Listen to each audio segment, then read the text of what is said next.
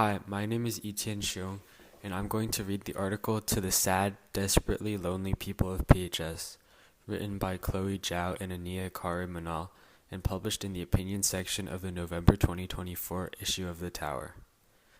On February 28th of this year, Florida teenager Sewell Setzer committed suicide after months of conversing sexually with an AI chatbot resembling Daenerys Targaryen, a character from the HBO show Game of Thrones, on the platform Character.ai. Eventually, the chatbot encouraged the young man to take his own life. Sewell's case is all around us. He found himself in the common position of social isolation, causing a spiral of emotional vulnerability that was left unchecked and ultimately resulted in a severe mental health crisis. Reliable and steadfast friends are difficult to come by in a world dominated by shallow interactions. Social anxiety is becoming increasingly common as young people feel pressured by high standards of perfection, driving a fear of inadequacy.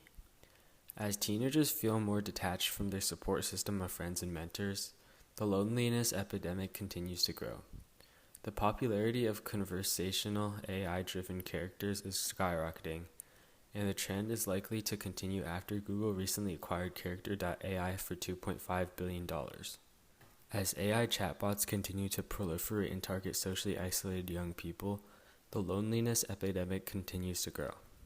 A 2021 Harvard Graduate School of Education survey of 950 Americans found that 61% of young people ages 18 to 25 reported experiencing profound loneliness, compared to only 36% among other age groups. The study's researchers attribute this trend to factors such as young people lacking close connections and noting that, compared to older adults, they have not yet developed mature reciprocal relationships with others yet. Unfortunately, the internet has moved to romanticize the correlation between teenage years and lonely behavior, portraying isolation as admirable. Online trends idolize people who are mysterious, as though they are more complex or interesting than others.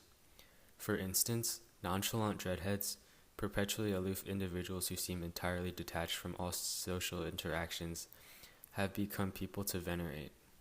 Terms like "I don't give a F," IDGAF war, reflect a growing culture of apathy and passivity in young people. Ghosting, suddenly cutting off communication without warning, has become a glorified solution to control and dispose of others, making pulling away from connections without explanation a normalized and facile act. This rise in people disconnecting from the rest of society continues to undermine the value of forming long-lasting relationships. In an attempt to curb the painful impacts of loneliness, individuals also increasingly prefer the instantaneous rush of dopamine from other, though not limited to, short-term, low-commitment romantic relationships over the perennial stability of platonic ones. After its surge in popularity over the past few years, the word situationship even became a contender for Oxford Word of the Year, further demonstrating how common these no-strings-attached relationships have become. Romance in general has become another form of escape for lonely people. However, prioritizing romantic relationships is often coupled with deep dissatisfaction and insufficiency in one's stable platonic bonds. One who craves romance often seeks two things through it: emotional vulnerability and reliability. Because their friendships lack these qualities, and teenagers are often culturally conditioned to believe that they are guaranteed in romantic relationships, many assume romantic relationships are the instant and all-encompassing solution to their loneliness. In reality, both vulnerability and reliability should be present in healthy, functional friendships. True friends are those you can count on to support you in difficult situations and want to help you. A romantic partner will never be fully capable of replacing the importance of reliable friends, especially given the guaranteed turbulence in young romantic relationships. As Steve Lacy said, "New boyfriend ain't gonna fill the void." Having healthy friendships won't always be easy. In difficult situations, reaching out often feels daunting. We may expect immediate responses or reactions from people, even though it won't be the case. Social interactions are not that straightforward. This may explain why Sewell and many others were drawn to the AI chatbot in a time of difficulty. Users are guaranteed an immediate and engaged response, although lacking the quality of understanding and personal connection. Likewise, under a romantic relationship, there is some sort of obligation to immediately respond with interest. However, these interactions often lack the value of cultivating a meaningful relationship over time. Although the lack of labels in a platonic friendship can make commitment more fragile than in romantic relationships, perhaps that is a good thing. The fragility encourages us to continually put effort to maintain the friendship, like consistently watering a plant.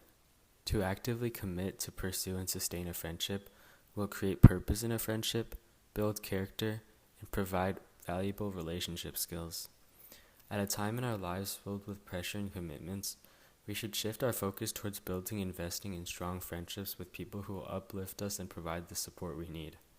As teens, stability is more important than ever as we undergo various changes in our lives, whether it be personally, academically, or socially. By nurturing our friendships, we improve our well-being and push ourselves to become the best versions of ourselves. Thus, we urge you to show effort within your relationships instead of opting for other forms of escape. Send your friends a kind message, wave to them when you see them, initiate a conversation, give out your friendship, and you'll see it in return.